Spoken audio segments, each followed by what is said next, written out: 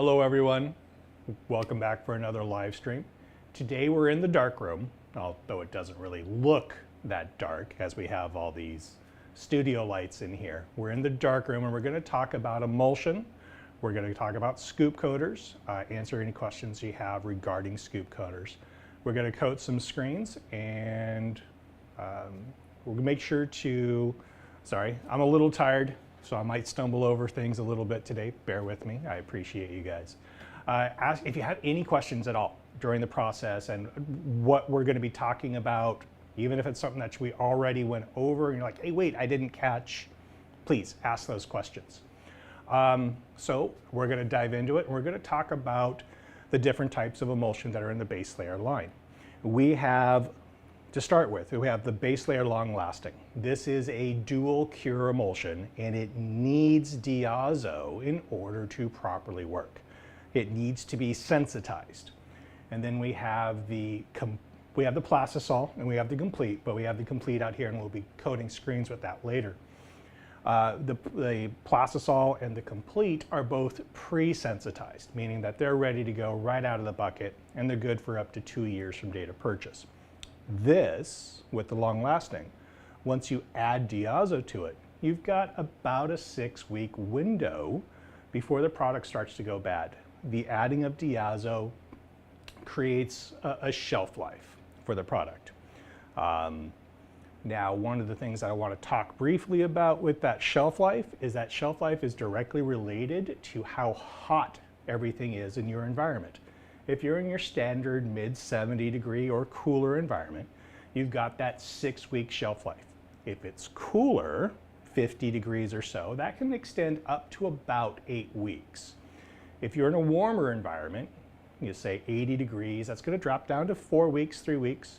If you're at 90 degrees, you're looking at about 1 week to 2 weeks. And if you're above 90, closer to 100 degrees in your environment, which is a real thing if you live in the south, southwest, anything, where it's typically hot outside.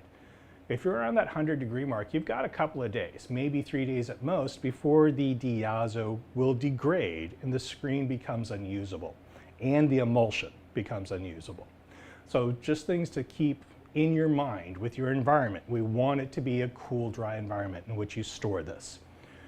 The pre-sensitized, you can see degradation of the emulsion in storage at higher temperatures. So always try and keep it in a cool, dry space when you can for storage so that it has the shelf life that we all want it to have. All right, so let's see. Process of mixing Diazo. Okay, so this is something that is both very simple and also we tend to overthink as screen printers. There's the whole point of mixing in water is to pre-mix the Diazo, pre-disperse it, so that when we put it into the emulsion, it's easy to stir in. If you feel brave and you really want to, you can take this and put the powder directly into your emulsion and stir it in. The reason why we don't recommend that is simply because there's a lot more of these fine powder particulates to fully stir in and have completely dispersed in your emulsion. So we mix it up with a little bit of water, pour it in, stir it in, and then let it sit so that the bubbles come out. Now, we want you to use distilled water. And the reason why we want you to use distilled water is because we want the water to be free of impurities. And by impurities, we're talking about heavy water or soft water, the minerals that are in the water. These minerals can cause interference with the emulsion bonding to the mesh. It'll actually cause it to have a weaker grip and can delaminate. It can come right off.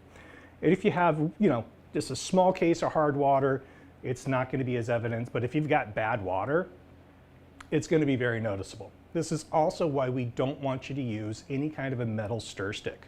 We want you to use wood specifically for that purpose. It just keeps it simple, keeps it easy. The quartz that you get come with the popsicle stick. So I'm going to actually the first thing I want to do, I want to open this up and I want to show you the difference of what the emulsion looks like when it's fresh in the bucket and then what it looks like after you have Diazo added. Now this one we did a week ago. Oh, wrong container. This one we did a week ago, and it already has a Diazo added. Once you add that Diazo, you're adding yellow to it. And you can see from the camera above, one is the pink, and then this one is turned an orange shade. And over time, when you add Diazo and you get that little bit of breakdown, it's going to look a little browner each time. So like I said, this one's been open a week ago. It's been around 80 degrees, and that's what it tends to look like. So when we add Diazo to this, it's going to look a little more on the orange side, and it gets a little darker as it ages. Just that you understand what you're looking at from a visual standpoint. Put that back. Okay, so put the lid on for a little bit. I'm going to open this. These all come with a really nice lid on here that are kind of a pain in the ass to get open, actually. Which is great, though, because it means that it's stable. It's going to remain in a good place. Oh, one thing I didn't mention. There's a lot to talk about with Diazo, by the way. When you get your Diazo, one of the things I want you to do is just give it a little shake. Listen to it. This one sounds like there's very light powder shaking around in here. And what we don't, that's fine, that's what we want, very light powder, just movement. What we don't want to hear is rattling, like there's pebbles in there or hard pieces. If it's done that, then any moisture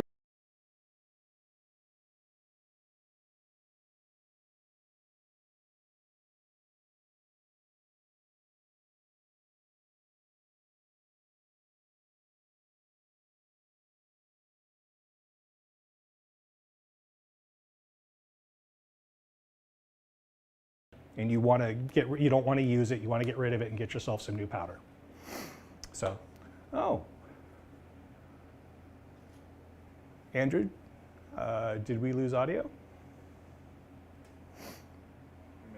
We may have. Hold on for technical difficulties. It's all good. We got sound back? All right. Yay, we're back. And we're live in the dark room. All right. So to quickly go over that again, if you hear this sound like rocks or pebbles or anything hard that's rattling around, get rid of it, get yourself a new one. All right. So we have distilled water in here. Now, as for the amount that you need to add, you only need to add enough so that the powder disperses into the water. So you don't need much. That's like 20%. You can go to as much as a third. You just need enough water in here to actually get the powder to disperse. If you end up over adding, that's okay, because all you're doing is adding water to your emulsion, and your solids content will just go down a little bit as a result. And it's okay. It's a little runnier, but everything's going to be just fine. So I'm going to eyeball this.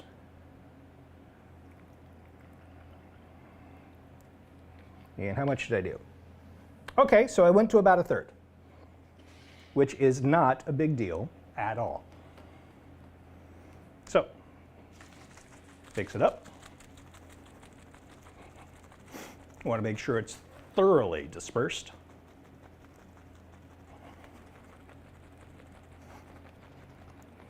For those of you that haven't done this before, there's going to be a lot of foam in there. Remove the lid.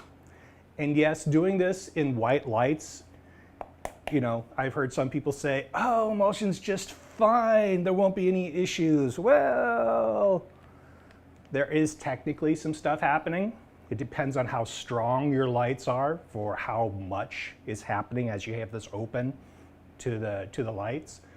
It's something that you do quickly, not over a long period of time. And it depends on the strength. Are you open to the sunlight? Are these relatively light safe LEDs? What are they? Pour this in. There's the foam. Looks like really good crema on a shot of coffee. Maybe a little too good. Get that in there. Set that off to the side. Use your popsicle stick.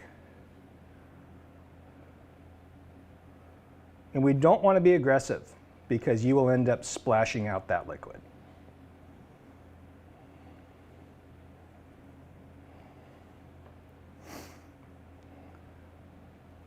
Try and get that bottom turned up to the top. You can see that there's all that striation there.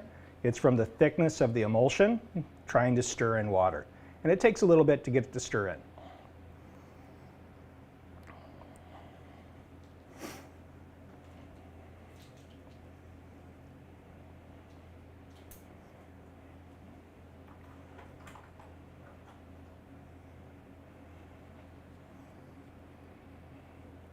As you can see, this is not a fast process. And you can still see that there's streaks of pink. So you want to go until all the emulsion is turned over.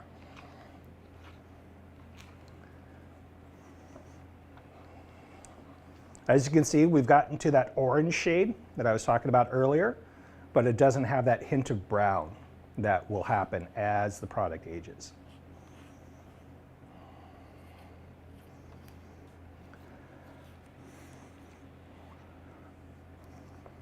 All right. Now, one of the things you're kind of noticing is that there's a lot of bubbles in this. After you mix, you want to let this sit for a good couple hours and let that air settle out.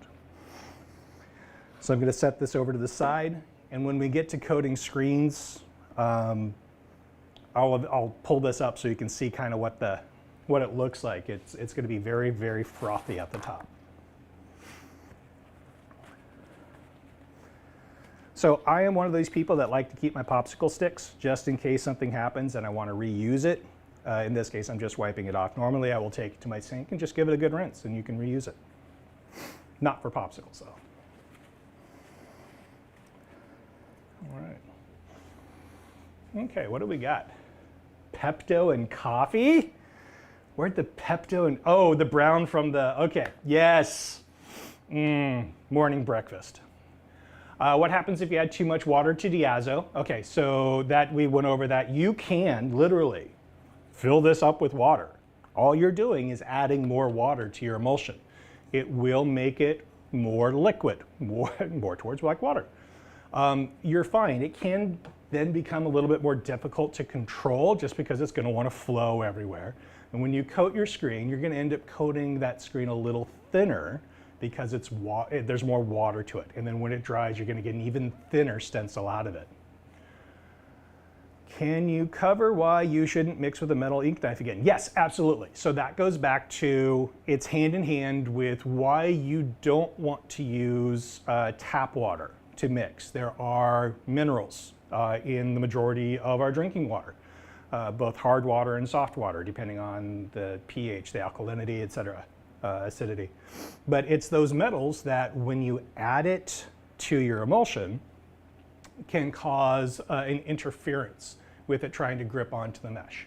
So if you're using a metal stir stick or anything metal, a metal spatula to stir it up, there is a chance of introducing some of those minerals to your emulsion.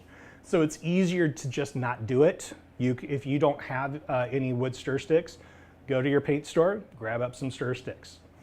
Go to a craft aisle and pick up popsicle sticks. You know, something like that is very easy to do. You're immediately on the safe side, and they are reusable if you clean them. Okay, my darkroom is my spare bathroom. Which emulsion do you recommend?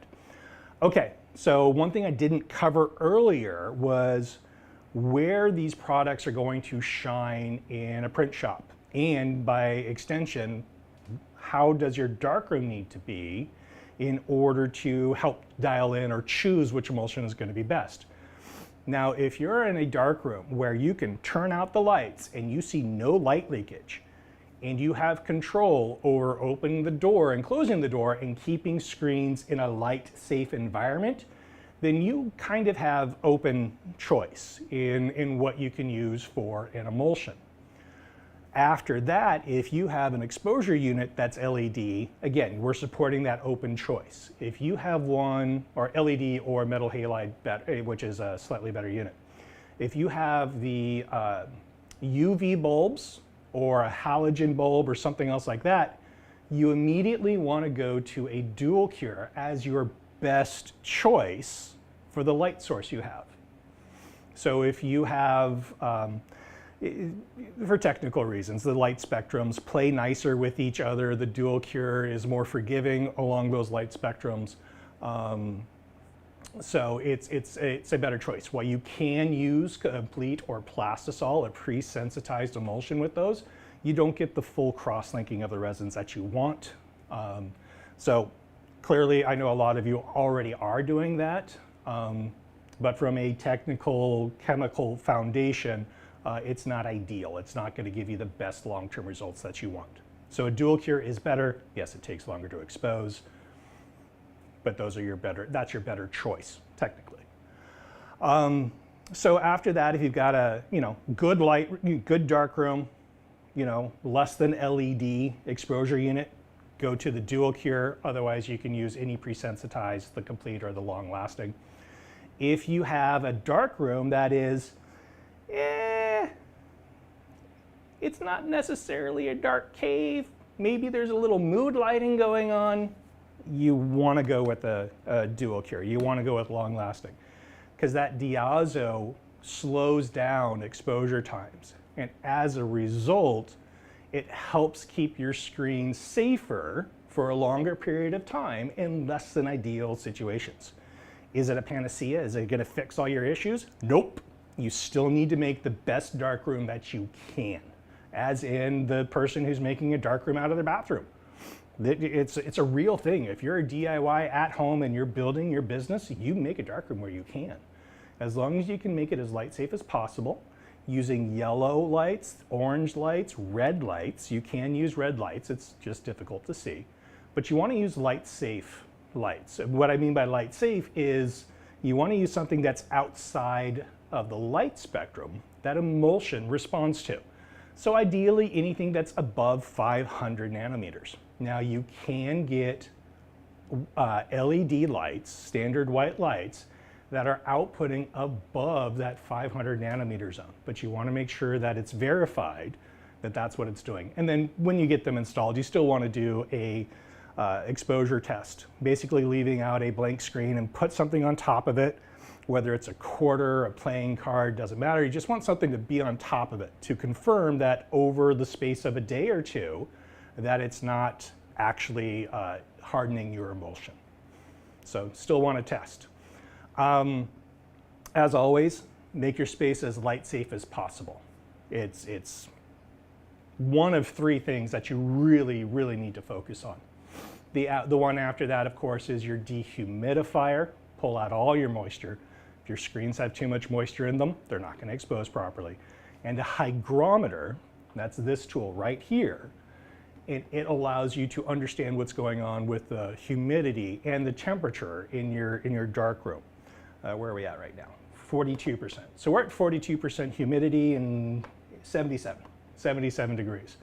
These will give you highs and lows over the last 24 hours. And when it comes to dialing in and understanding what's going on in your darkroom, this is an incredibly important tool. Turn your dehumidifier on, just put it on continual. Don't let it stop pulling moisture out of your air. Very important. Fans, moving warm, dry air over a coated screen is very important. Okay, let's coat some screens. Or did you see any questions pop up that we want to get to? All right. So, scoop coaters. This is our standard 16-inch scoop coater.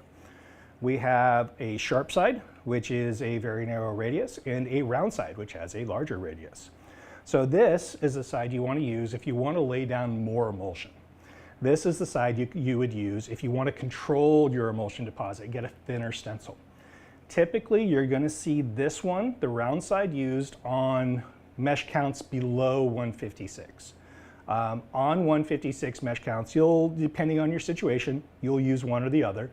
Above 156, you're typically using the sharp side. Now, this is just a generality. Lower mesh counts, we typically want to get a heavier ink deposit, and as a result, we want a thicker stencil. So we use the round side to make sure that we have enough emulsion going down. And when we want a thinner stencil on these higher mesh counts, because we're looking for more detail than we are ink coverage, we're going to use the sharp side to help control that. Okay, so I have some 156 mesh here. I'm going to use the complete, because this one has a ton of bubbles in it, which we'll get to here in a little bit. Now, when you get your emulsion, you do want to stir it up, but I don't have a clean popsicle stick. So again, you want a popsicle stick or a paint stirrer, and you just want to give it a quick stir because you can get some settling. But right now, I'm not going to worry about that. Oh, I had some, there they are. Where are my props today? So I'm going to use, for this demonstration, the round side. I'm going to pour out the emulsion. This is a lot easier to do out of a quart container than it is out of a gallon.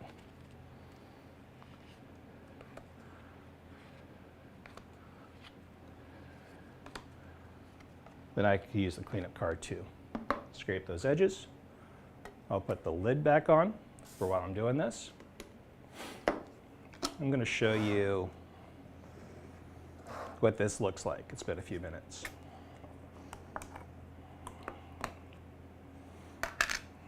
So this is why you want to wait. This has a ton of bubbles coming up. It's just full of bubbles. If I was to try and coat a screen with this, I'm going to end up getting streaks in my emulsion because of all those bubbles. So unless you happen to have a vacuum, a lab vacuum that you can put under and put it under closer to 0 atmospheres to pull the bubbles out, mix it up a few hours beforehand. Okay, so sharp side, round side. I'm going to coat a screen. No, I don't typically use this scoop coater. I typically use this one. This is a Monster Max scoop coater. I have a 19-inch here, but it's got a bigger trough, holds more emulsion. This is what I've been using for a number of years now and what I personally prefer, but I also have a bigger hand. So this makes it really easy for me. Okay. So one of the things we want to do, if you have a coating stand like this one, you can use that as a prop. I've been doing it long enough that these actually make it more difficult for me. So when we start, we want to put the scoop coater against the mesh, angle it all the way up against it, and keep in good contact on both sides. Wait for the emulsion to come forward and form a bead. And then go forward, keeping enough pressure so that everything is in contact. And as we get towards the top, we're angling this up more and more so that when we go and scrape, you end up scraping very clean. So let's see here. I've got, harder to see if it's not backlit, but I did not coat the best. Some of my edges are a little rough. So let's do this one more time.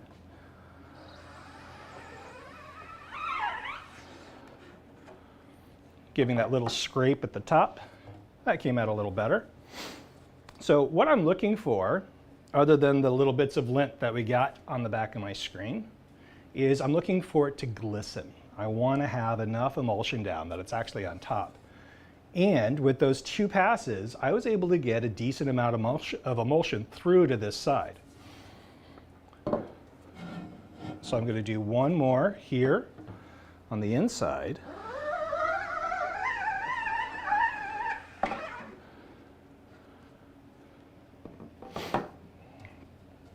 And I've got, I got a nice gloss. And I still have a nice gloss, minus the little bits of lint on the inside. Oh. Okay. I don't know. Is this showing up on this spot right here? Is that showing up on camera at all? Okay, so there's a little bit. So I deliberately did not degrease these the best, and I've left them out in the environment to show what a real world scenario is like when you're pressed for time, you're just grabbing things, or you're coming in after a week off. We don't always put our tools in the best, we don't put them away properly. So there is a drip here. And I'm trying to show, basically I'm trying to show fish eyes and other things that will end up causing issues. Yeah. So again, I got the glisten that I wanted on both sides, and then when I dry my screen, I put it in the rack, squeegee side up, and then I want to have a fan blowing dry air over it. What method do I recommend for coating screens? Is that like, do I recommend 1 on 1, 2 and 2, 2 and 1, 1 and 2? So it all depends on what you need out of a screen. Because I'm not going to coat a screen for a bit, I need to remove this bead of emulsion. Otherwise, it's going to dry and cause issues. So if you're going through higher mesh counts, you're typically going to go with a 1 and 1 because you don't want a thick stencil, because you don't want a heavy ink deposit. You're looking more for detail. If you're going through typically a 156 or lower, now you're in the ballpark of, do I need a thicker stencil for this application, or do I want a thinner stencil for this application? So you're looking at, do I use the round side or do I use the sharp side? What do I need out of it? So if I am going to be doing screens for a white base or a specific thick deposit application, I will probably go 1 and 2. If I'm going to be creating a screen with a 110 for puff, I'm probably going to go 2 and 2.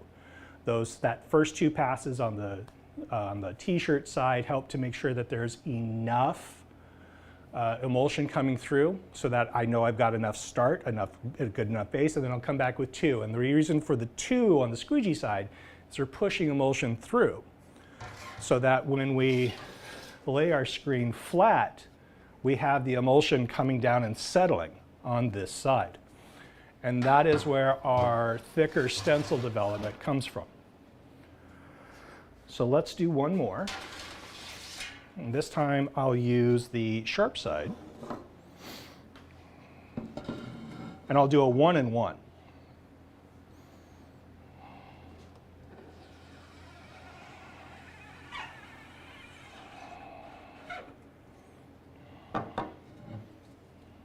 So still got a little bit of a gloss there, which is good.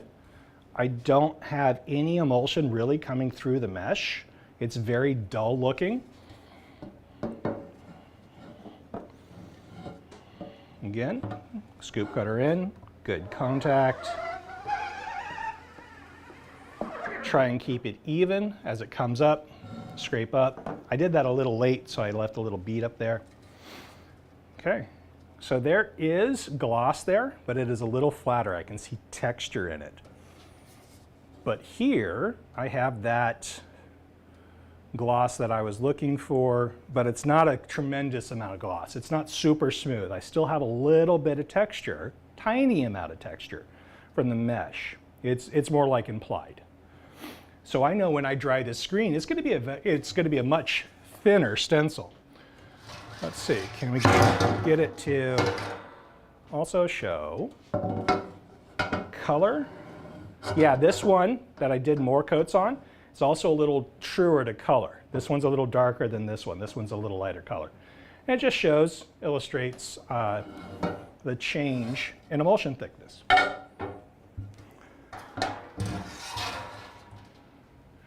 Can I do one wrong and then fix it? Oh, absolutely. Hold my beer.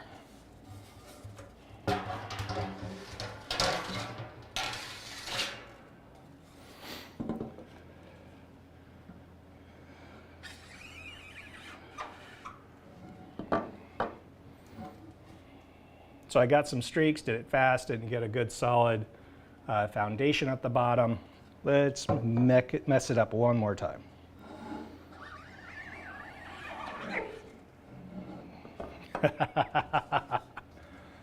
That might be a high density stencil of note.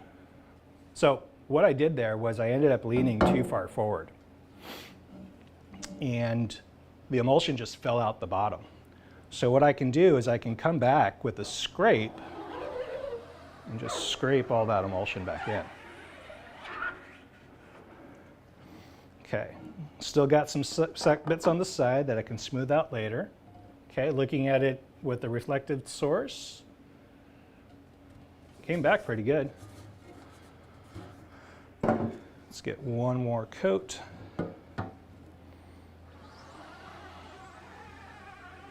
Start the angle up, scrape. And the screen came back pretty good.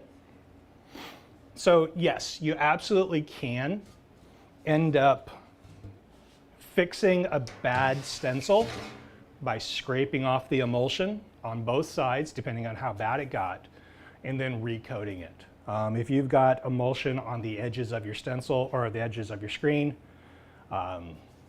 just get a damp paper towel, damp rag, and give it a quick little wipe. All right. Okay. So let's talk about drying screens a little bit. Again, it's basically, I've got emulsion on it. Do I need to dry it? Well, yes, technically we need to dry it. We want, again, like we talked about earlier, that hygrometer and the dehumidifier, and what that allows you to do with your space. Allows it to dry it out, and it allows you to understand what's going on in your space. This 42% humidity is on the high side of what I, as a darkroom tech, would want. I would want it at 40% and below. And that's because specifically, in all of this, something that we didn't speak on yet, was when you have moisture in your emulsion, it is an inhibitor for the resins there to start to cross-link. So if you got water in there, it's going to keep those resins from reaching out and touching each other. Once the water goes away, they're all next door to each other. Hey, hi neighbor, we're just here chilling. And then you get the nice sunlight coming on, and all like, oh, we're going to go outside in the sun and lay down and just become one big sheet of, whatever the product is. One big solid sheet, and that's how you, in really bad layman's terms, expose a screen. So the resins in there react to the light from your exposure unit, and they bond together. Where your film positive is, of course, it stops the light. We take it to our spray it booth, we wash it, we spray it down. Where that emulsion was not exposed, it just rehydrates. It absorbs the water and it falls out. And depending on what we're doing, we hit it with a pressure washer to help make sure those edges are really sharp and really clean. So again, we're going back to fans going over, blowing air over your screens to aid in active evaporation. We want the air that's going over them to be warm and dry. The warmer that is, typically a good thing, up to a point, and then it can be damaging. Remember earlier we talked about Diazo and temperature over time. I am a guy who likes it to be in the 80 to 90 degree range, as dry as it can be as it's going over the screens. And then once they're dry, they're put into a storage environment, in which again, it's a dry environment, but it's the average room temperature of the mid-70s. That is the ideal situation for drying your screen. If you're in your bathroom, you're gonna get what you get, and you're gonna work as well as you can with the tools you have to try and create that environment where it's as dry as possible. You have the warm air movement, and you're getting your stencil as dry as you can. A buildup bead on the outer edges. Okay, so what that is, so I'm assuming we're talking about a buildup bead over here on the sides. One of the things that you can do is you can double check your scoop coater. If you have a gap in either of these spaces, that allows emulsion to kind of seep out the edge a little bit and build that bead. One of the things you can do, of course, is stagger your coat, one on this side, one on that side, so that you're trying to overlap and scrape that. You can grab a cleanup card and, wipe down those edges. But I would look at your scoop coater, because typically in there, you're talking about something with, it's not flush. From the metal cap to the metal, there's a gap there, and that's causing that bead on the outside edge. At the top and the bottom of the screen, what that could be is as you are finishing up your scoop coat, you're not finishing it up with a scrape, you're finishing it up and then at the top and then scraping, and that can leave a bead of emulsion up there at the top as well. Should I use a space heater and fan to dry screens? If a space heater is the only thing you've got, then yeah, use a space heater and your fan. Just get that warm air movement. That dehumidifier will be really important. If your humidity level is too high, then your screen is dry to the touch, but it's still got a lot of moisture inside the emulsion, and you will experience issues. Okay, I use Baselayr Complete, but there's a Diazo for it. Yes, there is a Diazo for it. Why should I use Complete Diazo? Okay, so we talked earlier about emulsions, the dual cures, needing Diazo in order to properly cross-link. Well, there's another reason to add Diazo to your emulsions, and that is specifically as an, bear with me here, an anti-halation additive. And what that means is that it helps light to not scatter. So when you are, when we expose the screen, we know that there's going to be light scatter. We can't control it. It's not a laser. It's not a, the light goes one direction and that's it. It's always going to have a little bit of scatter. So when light hits your image, it's not only going to hit that image and keep going, it's also going to wrap a little bit. And what that does when you have the Diazo in there is it helps to keep that light that's wrapping from really doing much of anything. It helps to keep that light in a straight line. So it's easier to resolve all of your detail. So that anti-halation additive helps those fine lines and fine dots to resolve better. Now, one of the other things it does is it extends your exposure time by 3 times. So if you had a 30-second exposure time, now it's at 90 seconds. So instead of 30 seconds, now it's 1 minute and 30 seconds. So within that, you go, oh my gosh, that's so much longer. Why? What's the benefit to it? The benefit to it is that that extra time under your exposure unit is doing a couple of things for you. One, the resins in the emulsion are able to be under that sun for a longer period of time, or the sun, the exposure unit, the light source. And they're able to cross-link a little better and a little stronger. So if you have an emulsion that is a water-resistant emulsion, has specific resistances and properties, it's going to magnify what it's able to do. So if you were using Complete before and you were, say, getting 1,000 impressions with a water-based type ink before you saw any issues, if you added Diazo and did the proper exposure time through that, you would be able to, triple that easy. These are low-end numbers, but it illustrates what we're talking about. You're magnifying its resistances so you're able to get longer runs out of it. Normally you're able to get far more than 1,000 if you're exposing properly. So that's number one. If you have any resistances, it's going to improve them. Number two, it's an anti-halation additive, and you're able to get better detail out of it. Now, adding Diazo you can technically add Diazo to everything, but it's not going to improve every emulsion. So we do not have a Diazo for our plastisol because you're not going to see an improvement in any of the properties of that emulsion. All right. How do you prevent dust and debris from getting on screens while they're drying? Mop and water. And you mop your floors often. You keep a dust-free room. So you know how in chemistry labs, it's a clean room.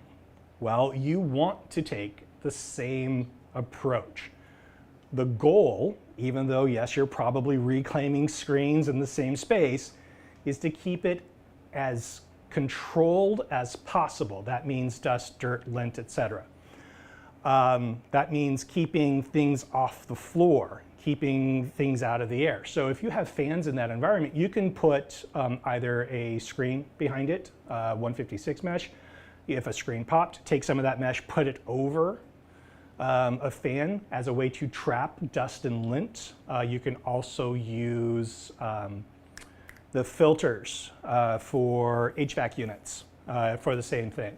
But the idea is to, one, make sure you're not tracking in dust and dirt from the outside, and to mop your floors as a way to keep that going. Yeah. Is there any relationship between coating screens and haze following reclaim? Yes. Okay. So just want to touch briefly, there's emulsion haze, and then there's image stain. Image stain is caused by the pigment in the knuckles of the mesh from printing. Emulsion haze is from emulsion that for one reason or another did not reclaim properly. It did not break down properly. So that can be from a chemical interaction with the inks you were using. That can be from the cleaning solution you were using. That can be from underexposure, you know, from the time you exposed your screen and it was underexposed, or it didn't expose properly. The resins in there didn't cross-link for a number of reasons. We talked about moisture in there. We've talked about a few things. So all of this, all these different ways that your screen can be affected, by the time it gets to the darkroom, you need to go backtrack and try and see which one it could be. But typically all you need to do there is use a good dehazing, leave it on there long enough to soften any of the emulsion haze that's there, and then use a good pressure washer to blast it off. Yeah. How do you prevent fish eyes? So we already, yeah, fish eyes. Okay, so fish eyes go back to contaminants on the mesh, and that was why I left the screens out. Saw some happen, but we couldn't get it on camera very well.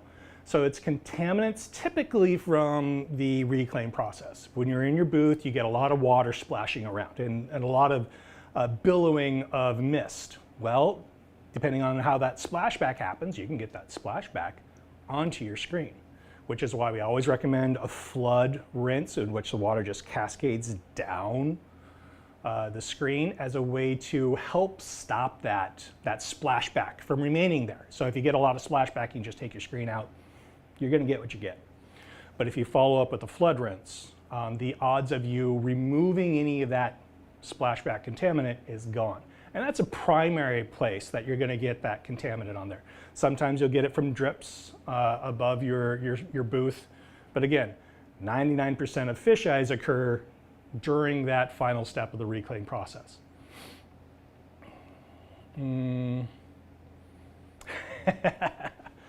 I both love and hate this question because it's a real question, but the answer is not an answer. How long does it take to dry a standard 156 mesh screen after coating them? How dry is your environment? Are you using fans? How thick is your stencil? What is the solids content of your emulsion? All of that has an impact on how fast that screen will actually dry. So if you have that dry box, that dry cabinet box, or one of the dry boxes that we sell, the dry box has a heated component and a fan, so it's going to warm up the air to speed and help evaporation. But if you have a dry box, like I showed in one of the videos that we did a few years ago, it is a self-contained unit with a dehumidifier, the hygrometer, and fans circling air. So it is in an enclosed, warm, dry place. I can technically have a screen ready to go in as little as 20 minutes, maybe a little faster, depending on how thick the stencil was. But if I'm being very cautious, I'll give it an hour to make sure that it is all the way dry, top to bottom, across, of course, all the mesh counts that I would have been coating within that time.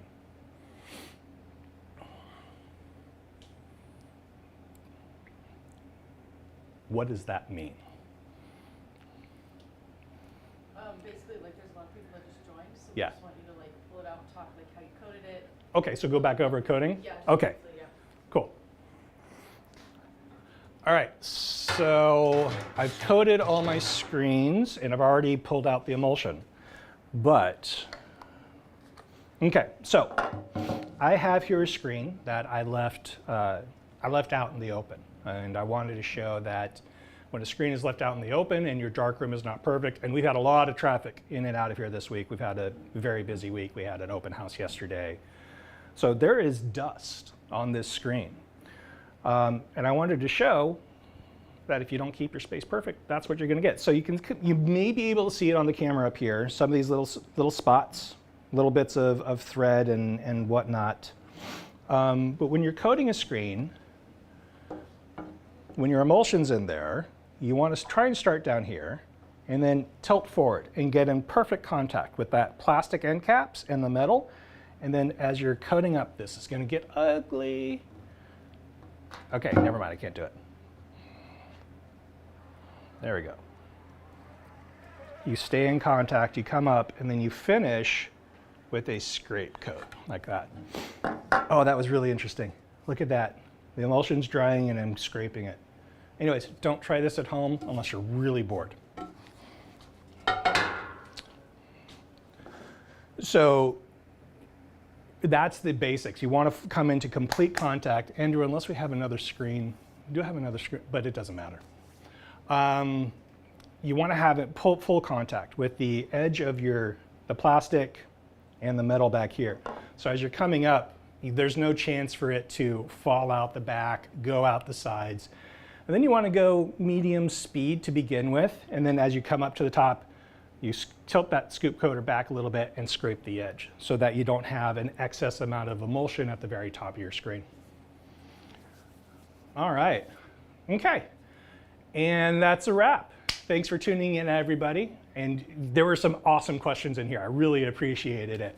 Hopefully everyone learned a thing or two. If I did not cover something that you wanted known, leave a comment again when this gets posted up on the normal channel. There's an opportunity in there to post your questions as well. We'll get to them. If you want a visual representation of what I'm talking about, check the description for a free infographic download. Thanks again, everyone. We'll see you later.